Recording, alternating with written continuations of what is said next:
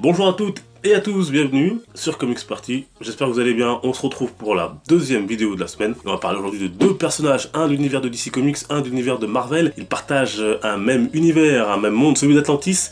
Différents bien évidemment, puisque dans deux univers différents. L'un est blond, en tout cas dans les comics, l'autre est brun. Je vais bien sûr parler d'Aquaman et de Namor, plongée sous-marine tout de suite, donc bonne émission à toutes et à tous. Aquaman et Namor, voilà deux personnages qui partagent énormément de points communs, mais qui sont aussi très différents, comme nous allons le voir. Et le premier à faire son apparition dans les comic books, c'est Namor, en avril 1939. Aquaman suivra lui 2 ans plus tard en 1941. Tous les deux sont nés d'une relation entre un humain et une Atlante. Il se trouve que pour le héros de l'écurie DC Comics, cette femme n'est autre que la reine d'Atlantis, Atlanna. Notons que Namor, lui, est également un mutant.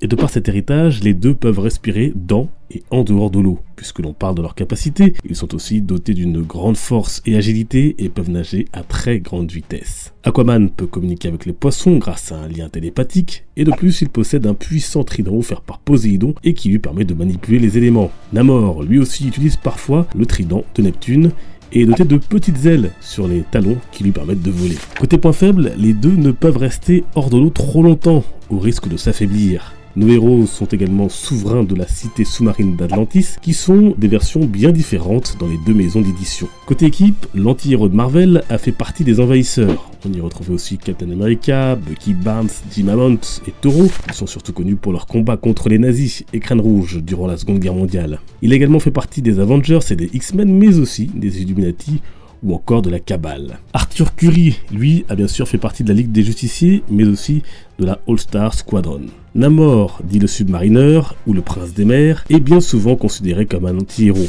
Il a été l'un des ennemis des 4 Fantastiques très tôt, avant de tomber sous le charme de Susan Storm, la femme invisible.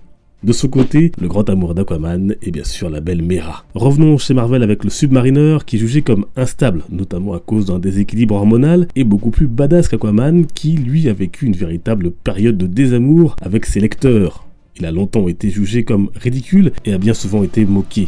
Aquaman, swift and powerful monarch of the oceans, with ability to summon and command all creatures of the deep. Parmi les runs qui lui ont redonné ses lettres de noblesse, il y a bien sûr ceux de Jeff Jones, puis d'Ivan Reis lors de la période New 52, que je vous conseille vivement de lire. Passons chez Marvel à présent avec Namor, et pour la petite histoire, c'est à lui que l'on doit à l'origine le retour de Captain America. C'est en Arctique qu'il tombe sur le corps congelé du héros, qu'il jetera à la mer dans un accès de colère. Plus tard, son corps sera retrouvé par les Vengeurs. Mais Namor s'est aussi retourné à plusieurs reprises contre les humains, menaçant de les anéantir, quand Aquaman sera lui plutôt enclin à préserver une fragile paix entre les deux peuples. Une position qui lui sera d'ailleurs souvent reprochée par les Atlantes. Après l'avoir découvert sous les traits de Jason Momoa, au cinéma avec le film Justice League en 2017, et avant cela dans Batman v Superman, le héros fera son retour en décembre avec son premier film solo. Quant aux Princes des Mers, la rumeur veut qu'un long métrage soit en projet chez Marvel Studios, mais rien n'a encore été officialisé, d'autant que c'est Universal et Legendary qui détiennent à ce jour les droits ciné du personnage. Voilà, et puis je signale aussi ce très très bon animé, donc le Trône d'Atlantis, donc par DC Comics et Warner Bros, donc si vous ne l'avez pas vu, autour d'Aquaman et de la Justice League. Et puis bien sûr, donc les New 52, ça c'est le tome 1 d'Aquaman, avec Peur Abyssale, 5 tomes donc dans cette collection que Urban Comics a republié et est en train de republier en intégrale.